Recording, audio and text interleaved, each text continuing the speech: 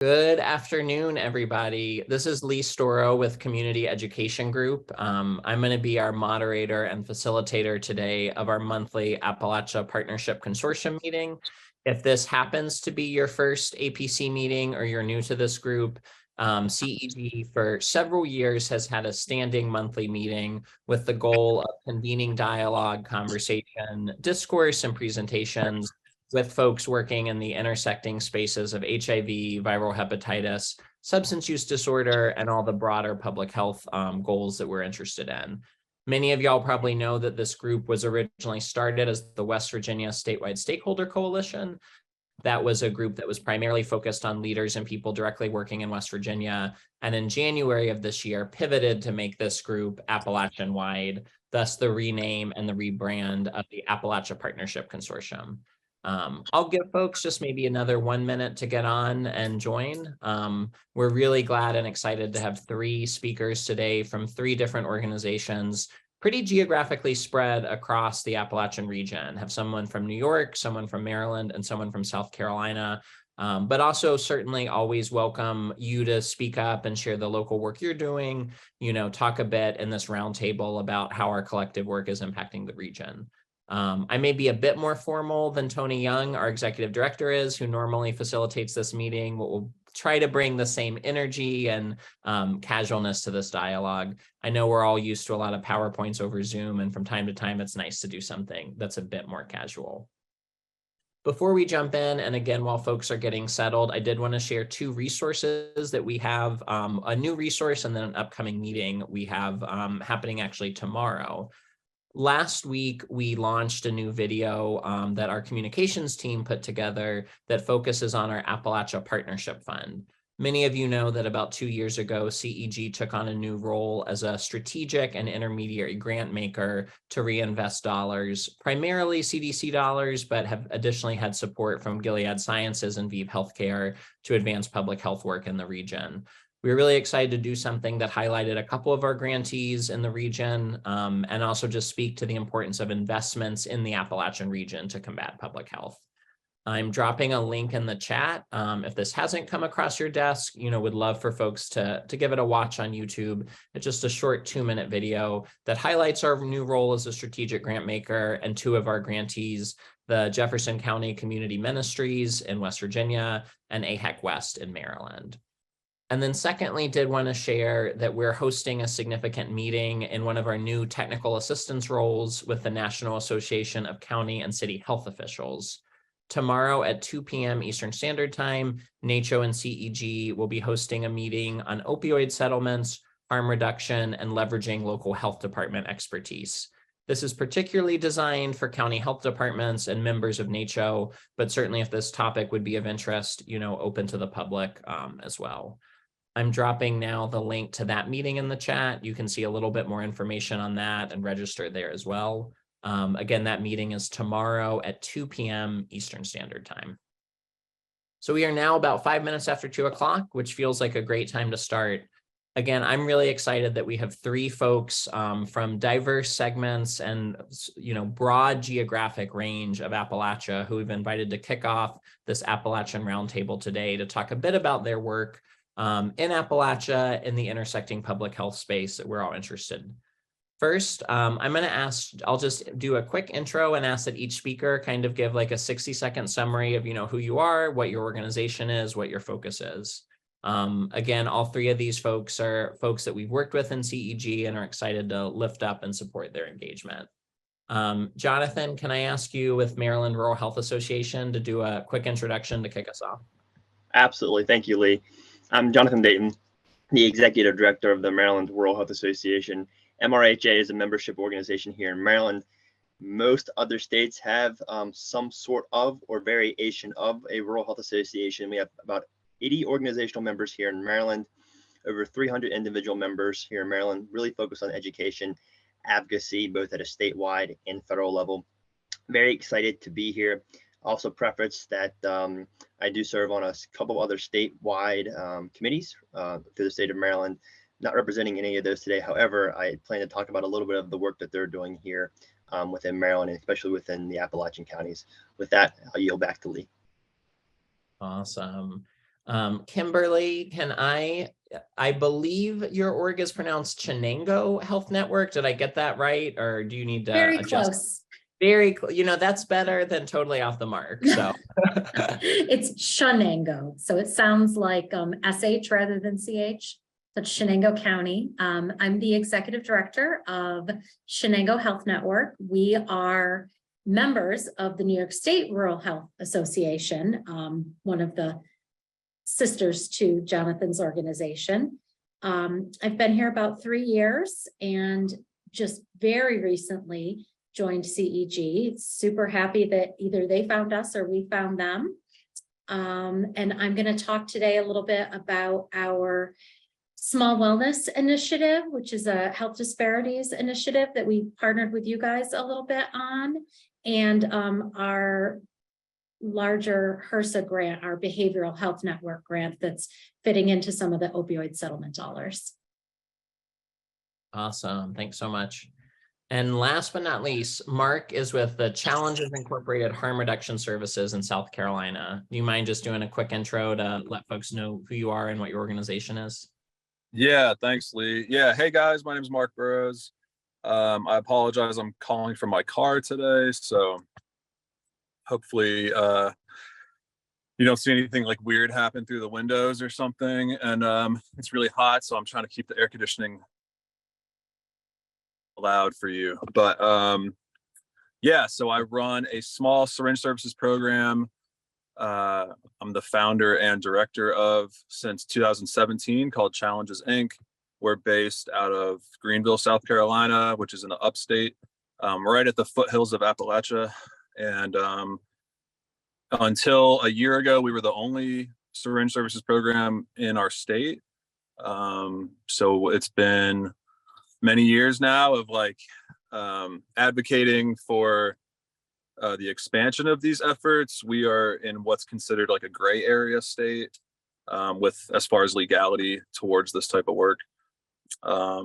So we deal with all the challenges and barriers that come with trying to run like an unauthorized or underground SSP in a state where there's no funding and we're not even sure if we're allowed to. So that's been our experience. And yeah, I'm happy to be here. Thanks for having me. Marc, I'd love if actually we could just sort of jump straight into that topic, because I know for so many folks, the question about legality, the question about how we can support syringe service programs, how we message around that. And then also this like broader conversation about what comes next when it comes to harm reduction is something folks, in this community, in this consortium are really interested in. Can you just talk a bit about, like you said, South Carolina was a gray state. Like, what does that mean? Like, what's the landscape in the state when it looks like when we're thinking about harm reduction services and syringe service programs in South Carolina? Yeah, for sure. I mean, God, it is a very complicated, like complex topic, which doesn't seem like when I was naive and very green doing this work, like I thought law was like black and white, like legality was something in writing. That's not always the case. So with us, I mean, just to give you like a quick backstory, like we've been doing this work, for 6 or 7 years now. We're very public, very out in the open. Most people know we exist. We have lots of community partners, and so we're very public. So we've never been criminalized or like shut down. There isn't much fear of like arrest or, something like that. It's mostly the legality issue for us is a funding issue. So what that means is the powers that be, whoever that is, our state drug and alcohol department, or maybe our state health departments, have not yet agreed that this is okay to be doing. And so therefore they have not opened up the doors to receive funding, whether that's local, state, or federal. So that's kind of my experience. Of course, there always is the risk of like, could I get arrested for doing this? If I have a sharps container full of used syringes, like, is that going to be a problem? So there's always that risk, but that's not as much of our concern. It's more of a funding problem. And unfortunately, harm reduction in general, I will say, and my good friend Morgan Farrington, I see, is on this call, and they're working in Alabama, where I think things might be even worse for some interventions around harm reduction, for example, with naloxone. In South Carolina, we actually have some decent Narcan distribution, where the state drug and alcohol department took over managing and operating our community Narcan distributors. So that's great. We also have fentanyl test strips. However, none of it is done under the guise of working with people who use drugs, from like a true harm reduction, like philosophical standpoint. It's more like, this is something for people in recovery. This is something to give out at treatment centers and churches. We're not talking about drug user health as a public health approach in South Carolina. And that is a very like politically tied messaging, if that makes sense. I'm not saying that in the best way, but so we don't want to concern ourselves in South Carolina with people who use drugs and keeping them safe. We want to help people, get people into recovery and get people into treatment. That's more of like the messaging. And I feel like, unfortunately, in South Carolina, all of those harm reduction interventions have been housed under our drug and alcohol agency, or drug and alcohol treatment agency, rather than the public health department. And I think that's a big difference. And maybe there's some people on this call that can share their perspective if that's any different. But I feel like if we were handling it from our health department, for example, we might be talking more about drug user health, if that makes sense. I'll stop babbling, but yeah. No, Marc, I think that's, it's incredibly insightful, and it's a reminder, I know for a lot of us on the community education group team, right, as we're working across what's often a really conservative region, sometimes the messaging and framing matters to advance the work, but it also, the philosophy and who's leading the conversation can have ripple effects for how these programs are implemented. So appreciate, the work y'all are doing. Again, we know that like folks providing those kind of direct services in some of the more conservative states, that it can be quite challenging. Jonathan, let me come to you. So, the Maryland Rural Health Association, not a direct service provider themselves, but, a convener, someone who helps, facilitate both advocacy, but also public education on important public health issues in Maryland. Can you talk a bit about sort of y'all's landscape for 2023? What are your priorities as y'all think about advancing this work in rural Maryland? Yeah, absolutely. I think that's a great question. Not being a direct service provider does, come with its challenges, especially when it comes to certain funding avenues, looking for grants to, expand our work. From a rural health standpoint, I think, one of the challenges this year that, has been continuing to be a challenge, I think that really impacts all of the rural counties and all the rural states is public health. And when I mean public health, I mean broadband expansion, telehealth services for individuals, mental health, behavioral health services for individuals. We just had a call recently here, talking about telehealth here within our state. And one of the issues that I think that people don't realize is the fundamentals when it goes back to healthcare. And let me just break that down for you just a moment. So 2 parts here.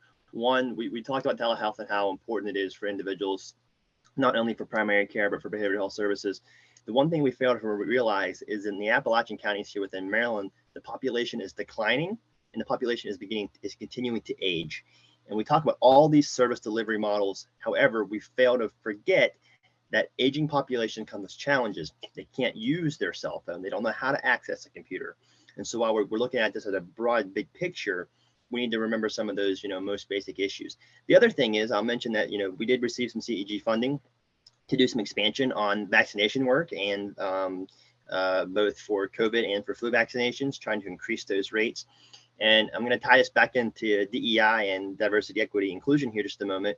We did a lot of interview style videos to help build trust here within the Allegheny, Garrett, and Washington County area of Maryland. Trust is a huge issue, and we've seen during the end of the pandemic, when we had vaccinations, we saw a huge uptick in vaccinations for the first few months. Then it kind of steadily declined and we kind of plateaued there. And so these videos were, hoping to help continue to build trust over, many, many years from now until, the vaccination continues.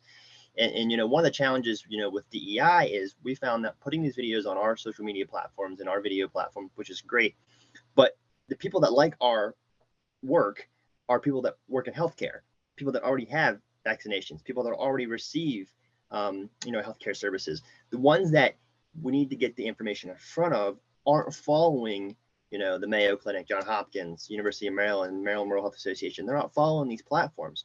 And so how can we get the information in front of those individuals has been, uniquely challenging and something that we're looking to address. So I know that was kind of a broad answer to, and a little bit of different pillars there to your question, but hopefully that sums it up for you.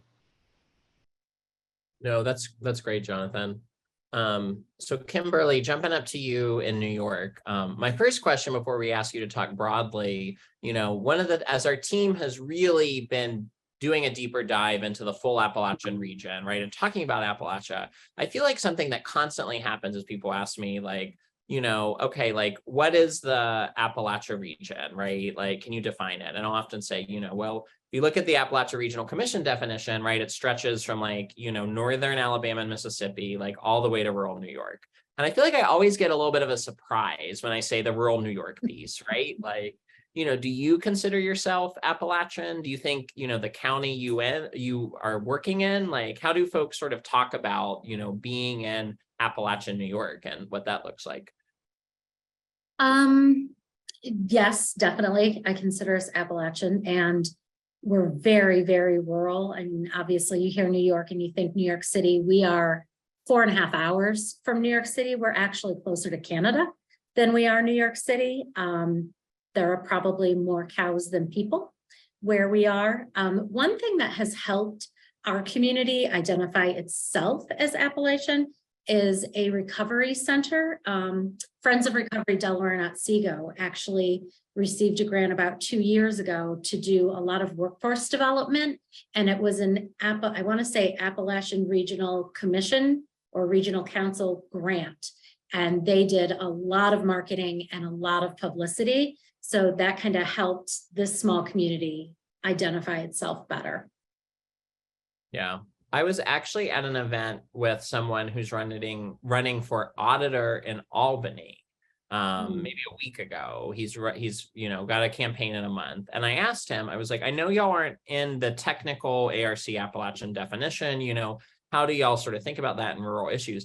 And he actually said, he was like, this might be controversial amongst some, but I actually wish Albany was in Appalachia because we're close, right? And it opens up some funding streams, right? Like the ability to get an ARC grant could be significant resources for our community. And we're facing some of the same challenges around substance use, right? Like, yes, are we a bit more, wait, I realized I just said Albany. I meant to say Syracuse. If anyone's a new geography expert, I was thinking like, wait, that doesn't make sense. Albany is the state capital. It was Syracuse, not Albany.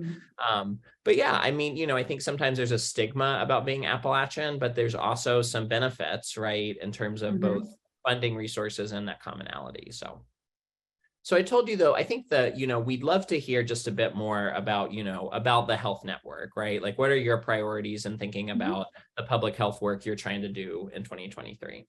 Absolutely. I'd love to piggyback on something that Marc was saying. I recently finished up working with our county health department on their 3-year community health assessment that they do in partnership with the local hospital.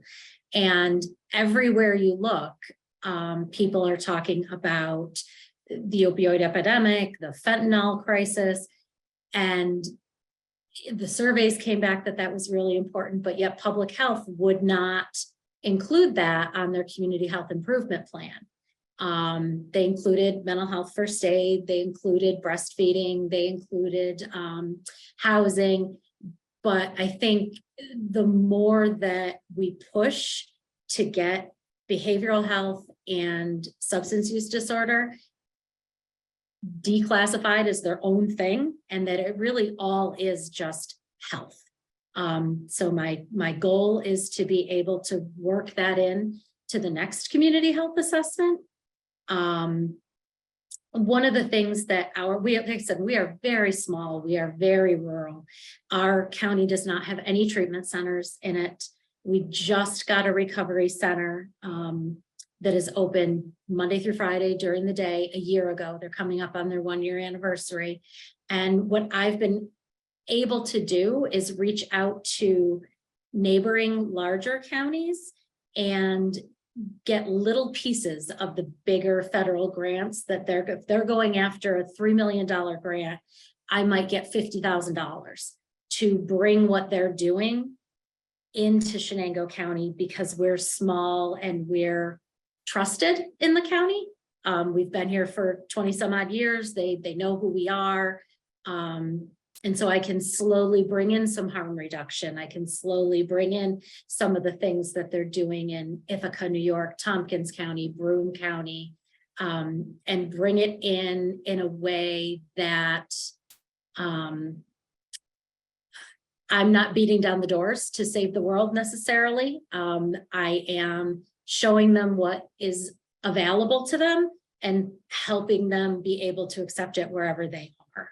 That doesn't always float well with people whose purpose is to beat down the doors and get things done. But in our small rural county, we function as that mediator, I guess, to try and get some of the great work into some more conservative agencies and government platforms. Oh, that's fantastic.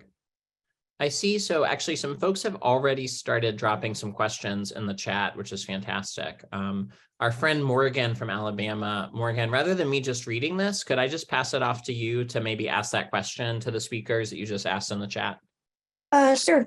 I won't just read it to y'all either. But I was hoping that maybe each of you or any of you wouldn't mind speaking to some surprising partnerships you've made in communities around you where like, I don't know, who surprised you at being able to give you the key to a difficult to reach rural population, or who was just completely random that you had no idea would be able to help you with public opinion but was incredible at it, or just people that maybe we haven't thought of when we go out and try to make these partnerships happen in community?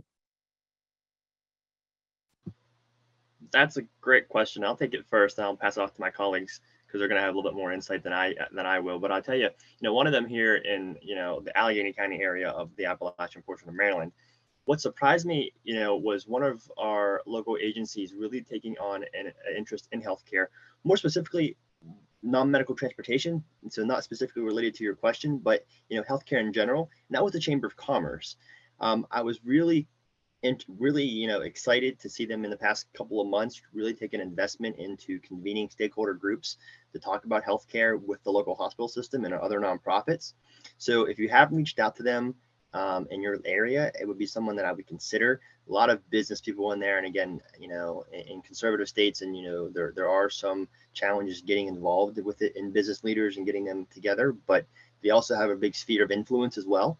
And so if you can get them together in a room and talking about some of the challenges that you're having, it may be a potential in for you.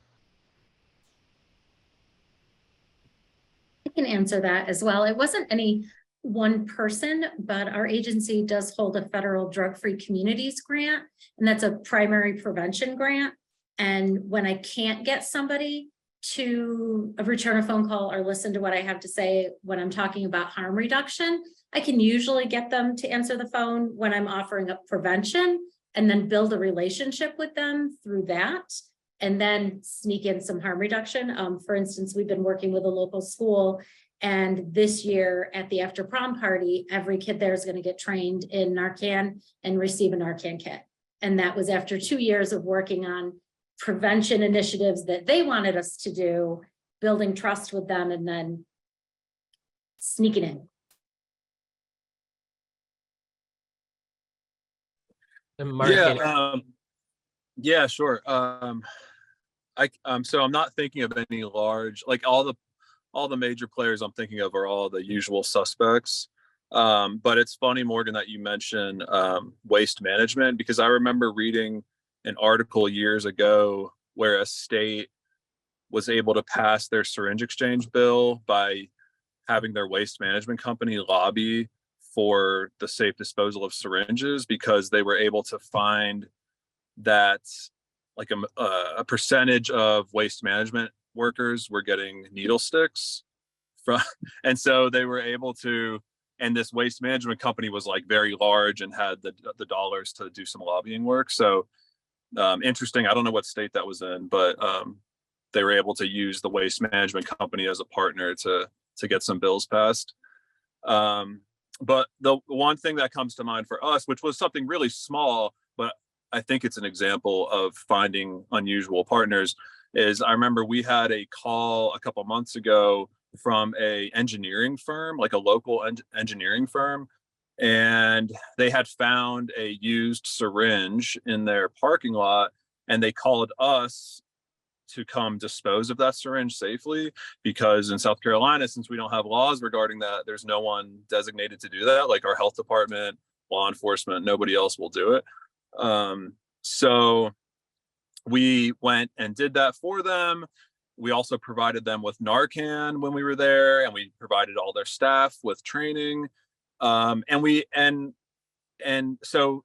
just formed a really good ally and a really good partner. And here they are, like a pretty well-off small business, and totally outside of the public health realm. And the week later, they got their neighboring, like another engineering firm next door to them, to come give us a call and get a Narcan training from them. And then they both ended up making some pretty decent donations to us. And so I know that's like a small, maybe like a micro,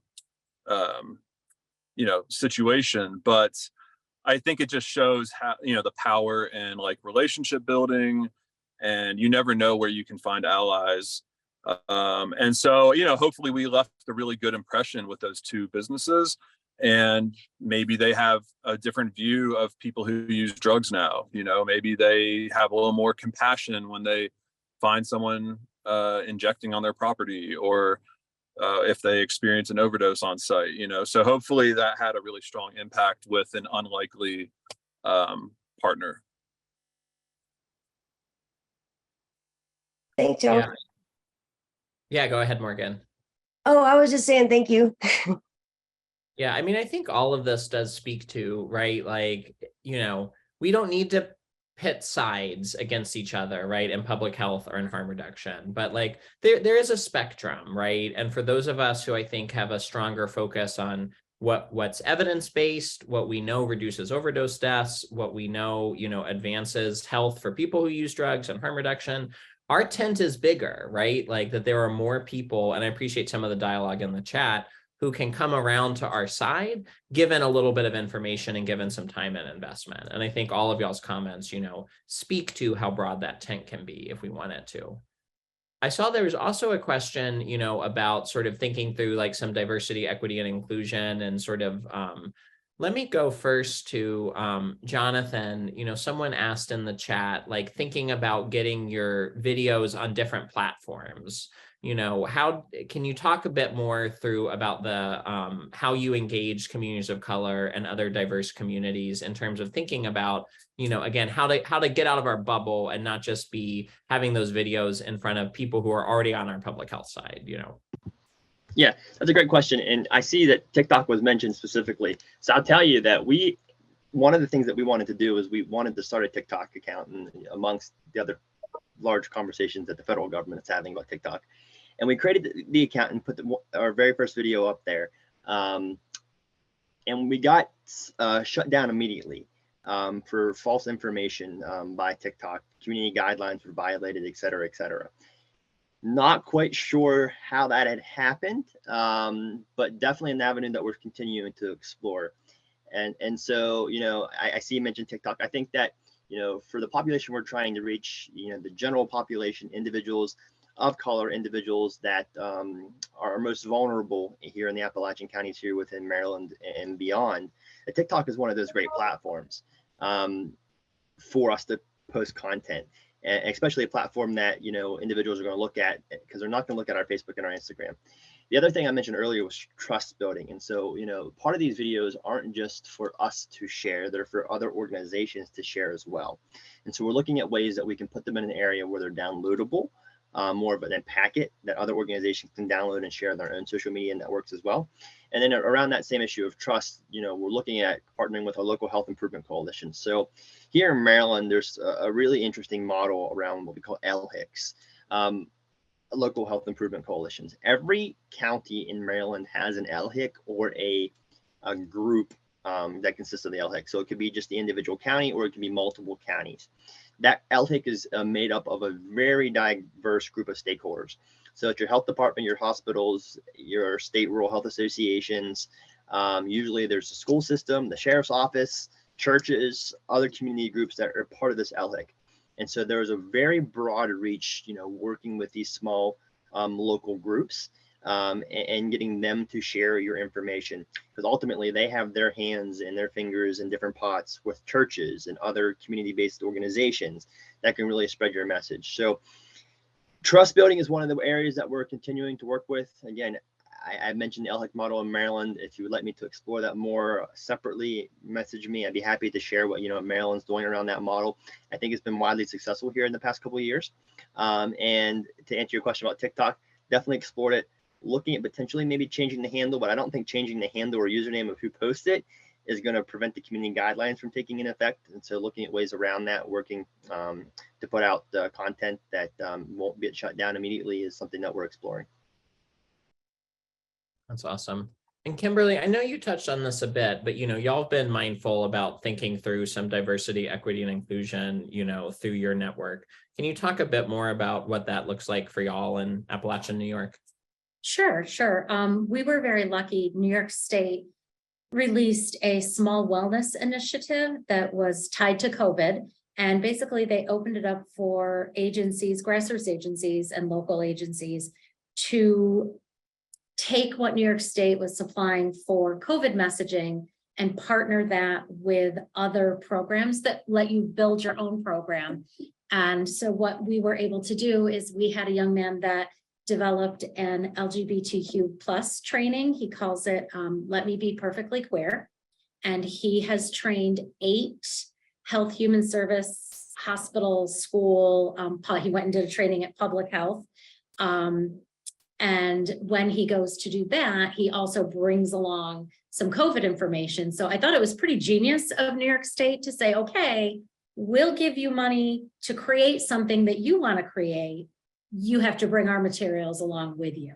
And then because he did that, I then was writing, had received a mental health awareness training grant, a federal grant from HRSA, and they required a diversity, equity, and inclusion statement after we received that. And I was able to take all the research that he did and put that into that grant. And now it is becoming part of what our agency does, something that we offer to the community, which is pretty cool.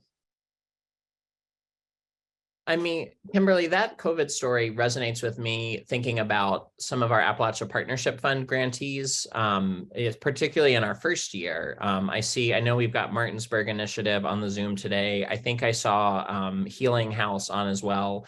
Those were both 2 nonprofits and agencies, one who worked primarily with kids in schools and their parents thinking about, substance use disorder and some of the challenges in that space. And then Healing House in Charleston was working specifically with African-American women. And both of them kind of said, and Margaret, if you feel like I'm misrepresenting y'all, please jump in. I see you just jumped up on video. We love this work. We think this work is important. We haven't necessarily integrated COVID messaging into what we've been doing. And so this grant was an opportunity to say, let's build upon what we've already been doing really, really well. And we've got these strong systems in place and just toss in that COVID messaging. And I think also as we're thinking about how we start trying to change the trend of downward immunizations, particularly in Appalachia, doing that is what we're going to have to do, right? Don't reinvent the wheel, but go to the existing nonprofits, agencies, or orgs that are doing something really well and have the model and just sort of slide it in, if that makes sense. So yeah, it's worked really well for us. Margaret, any thoughts from you? Since, you know, y'all immediately came to mind to me, right, of an agency that I think did that really well. Yeah, and actually we have, this is a great layer for us. We put COVID messaging in our newsletters. We hand out information at community outreach events. And we also hand it out when we do social needs screenings with our families. So we have been real proactive, and thanks to this grant, we made that next step. So thank you. Hey, Danny, I see you've got your hand up. Feel free to jump in with a question or comment or thought. Yeah, hi, everyone. I'm Danny Clausen. I'm the executive director of the Virginia Harm Reduction Coalition. And I just wanted to reiterate or kind of jump on the COVID messaging and funding marries really well with harm reduction. So we, for the last like 14, 16 months, have been funded by AIDS United to do COVID-19 messaging, education, and vaccinations. And we've been able to get over 300 of our participants vaccinated for COVID-19 through having the health department come out on our mobile outreach when we're doing our syringe services out in the community. They come out and provide vaccinations, and we leverage the AIDS United funding for incentives for them. And so it's a really successful model. There's probably another like 15, 20 other agencies across the country, including IDEA down in Miami. So just for anybody that's on here, to highly recommend, I mean, the COVID money is kind of going away, but if you have any opportunities for any of these last vestiges of like COVID vaccination, COVID education, it's a great little marriage. And it's a great way for us to get money into our participants' hands through the incentives and also like protect community health.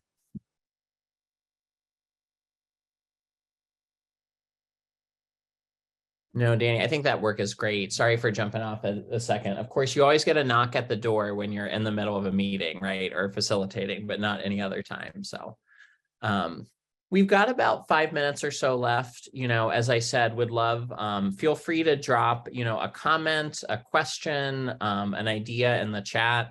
Also, if other folks want to raise your hand, you know, would welcome hearing about like, if anything said today resonates with you, if you have an event you have coming up or a strategy from this conversation that you think is relevant for your community, you know, would love to hear additional thoughts or feedback, both from our speakers and the group as a whole.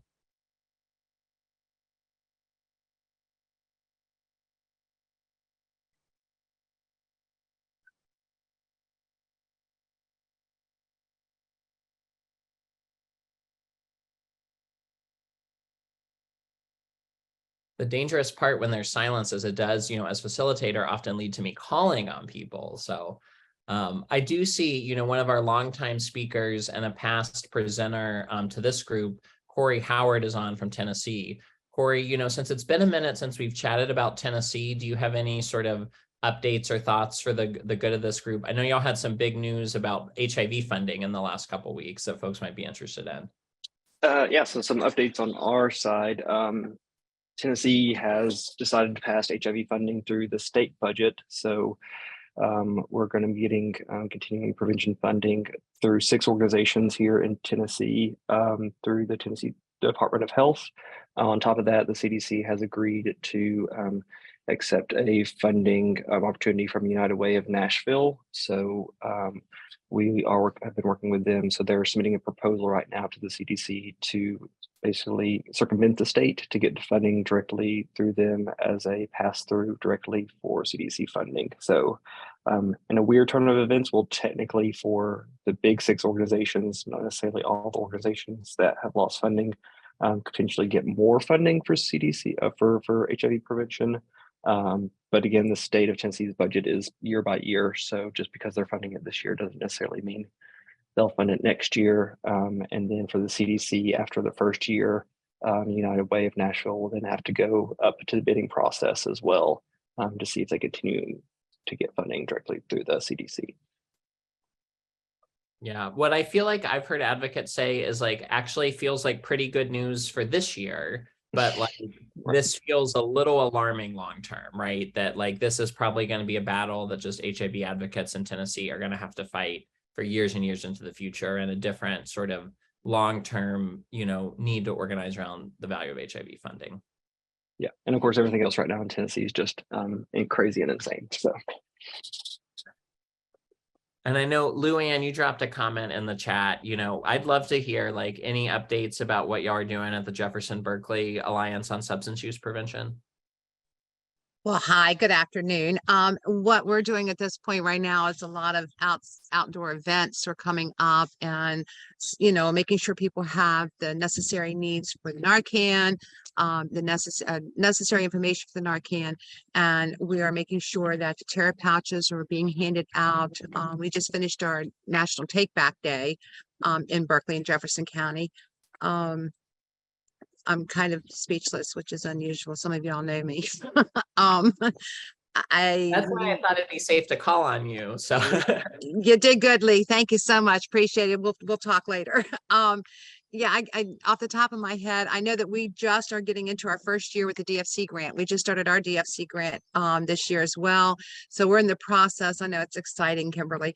We're in the process of getting things situated for that and making sure we're in compliance with the DFC grant as well. Awesome. And I know I'm gonna call on one last person, Haley Heinsberg. I feel like you always have like some good content and things to share, and just had a meeting of your consortium. Anything from the West Virginia School of Osteopathic Medicine that would be good to share with the good of the group? Well, I can say thank you, Lee. I'm glad you attended our last meeting. It was good to see you on there. There's a lot of people that might not know about our consortium, but it's been in the works for the last couple of years. I know there was a lot of naysayers that didn't understand what we were trying to do, but it's really just a network to come together and talk like this. And then also for workforce, we do have a program going on with Jobs and Hope to train peer recovery support specialists as community health workers, to give them extra competency and understand a healthy recovery. Three main things: good sleep, nutritional diet, and some physical activity, or stress relieving activities that can help you maintain that recovery. And community health workers are a workforce that we can help build back this workforce in the state.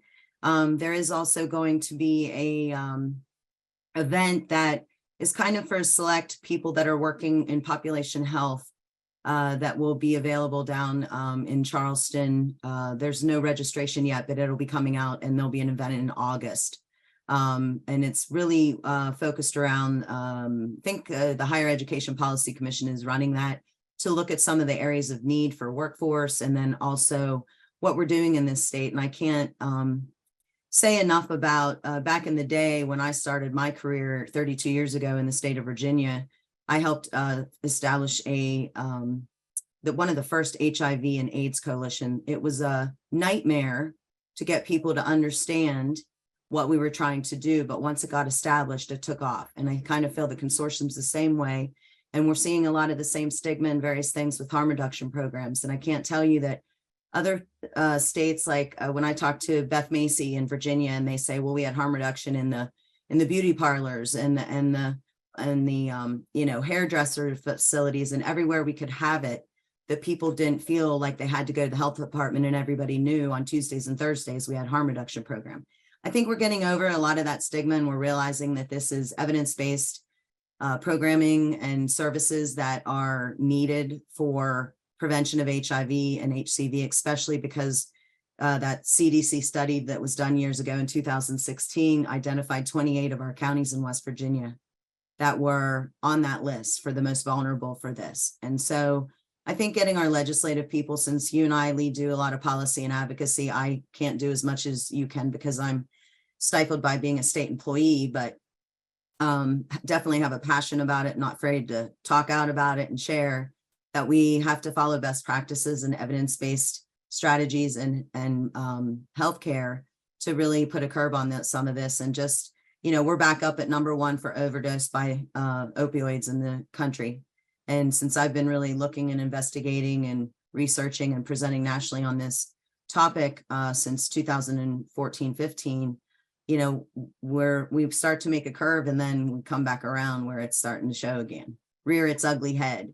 So I would say if anybody's interested in the consortium, please feel free to reach out to contact me, and anybody's welcome. We don't deal with money there because I like to say that, you know, we'll be glad to share grant funding that we find with HRSA and anywhere we can find it, but we try to keep this just a really clean network, and we're trying to build back workforce. And I know that Aetna is going to be hiring a community health worker regionally for 5 regions. So if you're interested in that, let me know. I met with them last week, and we're trying to get people on board. That a lot of the community colleges and the 4-year colleges are also looking at trying to have some training and education that's affordable, because in this day and age, it's a little difficult to train people. And then also we want to look at placing them. And so we've got a lot of momentum right now, and we've got a lot of people that are very interested in this. And I know that CEG is one of those partnering organizations that they do great work training community health workers, and those that also have, you know, that maybe peer recovery support specialists. We have, I think, maybe 2 or 3 that have taken their training program and speak extremely highly of the education that they receive from CEG and what they're doing there. So way to go, Lee. You can pass that on to Tony if you want, and your other cohorts there, Trisha. Thank you. And anyway, just can't say enough about the fact that it's really going to take boots on the ground in these rural and underserved communities to make leeway, get broadband, start being a little, you know, don't be afraid to share out with your legislative people, because they're making the rules for all of us, and we need them to hear our voices about what we need and what our choices are, in hopes that they will make their vote for the people and not based on their own personal beliefs. So we're developing a work plan for the state to give them informed decision-making information, or evidence-based information too, that they can then use to make informed decision-making about the community health worker workforce. And this is a workforce that, to me, since I've been involved in it for years and years and years, is amazing. And they have people working in faith-based organizations, hospitals, clinics, just boots on the ground, working for community organizations, you name it. And they are a workforce that can really be and do anything that they aspire to do. And so some of us are in positions to give them a voice and lift them up and give them whatever they need to help their communities to advocate, whether it's clean water, whether it's substance use disorder, whether it's domestic violence. Across the state, we have issues that this particular workforce has a special place, and then they can also aspire to be, you know, if they want to advance in their career pathways, we're looking at that as well. CMS is looking at direct billing, just like they did with peer recovery support specialists. And they have asked the National Association of Community Health Workers to give some opinions and advice and feedback about that. So I look for that to come as far as direct billing to CMS down the road. They're using the 1115 waiver a lot across the nation for that, but that waiver can go away at any point. And then also team-based care in some states. Other states are way ahead of us. And I work regionally too with our bordering states, and we want to make sure there's reciprocity there. If and when we do create a certification, because CMS will probably require that, like they did with peer recovery support specialists. So we're moving forward with that and trying to also educate them about, you know, all these different types of skills, like even having mental health first aid. Haley, I know you are so passionate and could keep going forever. I'll stop. Shut me off. Yes, thank you. Sorry. No, this has been a wealth of information today. And Haley and I are good friends. So I feel like Yes, that thank you, Lee. cut her off. So Appreciate it. No worries. I get rolling because I feel passionate about this truly. And thank you for giving me the opportunity to spout out a little bit for 10 minutes. So thanks. Appreciate what you guys are doing. I'm going to pass things real fast to Trisha on Team CEG for 2 updates, and then we will go ahead and wrap up and give folks a couple minutes back in your afternoon. Just wanted to share 2 additional resources that folks might be interested in that CEG is working on this month. We are in partnership with Emory and NASTAD, who are working on a nationwide HIV self-testing kit distribution program called Together Take Me Home. I just dropped a link here in the chat. We're hosting 2 webinars this month where you're gonna learn more about that program. And then their intention is to learn how they can better collaborate with community organizations. Because the way it's currently set up is that an individual would order an individual test, but they understand that CBOs have a lot of reach as well. So feel free to register for either of those if you're interested. And then secondly, just wanted to highlight that SOAR West Virginia is hosting Appalachian Save a Life Day this year. So they have in the past hosted a West Virginia wide event that's basically a Narcan distribution day. And now this year they want to make it Appalachian wide. So they are recruiting partner organizations all throughout the region. There's a link in the chat there if you are interested in learning more about it and participating. And you're also always welcome to reach out to CEG for more information. Awesome. Well, I just want to close out, give a big round of applause to our 3 speakers at this roundtable. Appreciate all the work that folks are doing, and for all of y'all for every month getting on and joining us for this dialogue. As a reminder, our next meeting will be June 12th at 2 p.m. Eastern Standard Time, 1 p.m. Central Standard Time. We will look forward to seeing y'all on that monthly gathering then. Everybody have a great week, and we'll see you soon. Bye.